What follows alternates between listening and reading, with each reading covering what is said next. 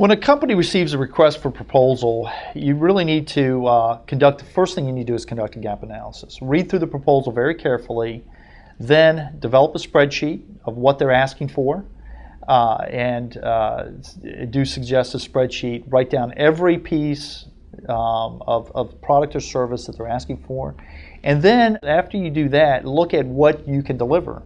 Do you have the ability, the proven ability to deliver on each one of these areas? Because if you don't, you need to probably look for a teammate or a partner to be able to deliver those other areas in which your shortfalls. Don't assume that you can deliver everything to everybody all the time. Ensure that you understand what the customer's requirements are through the gap analysis, and then look at how you can satisfy those requirements.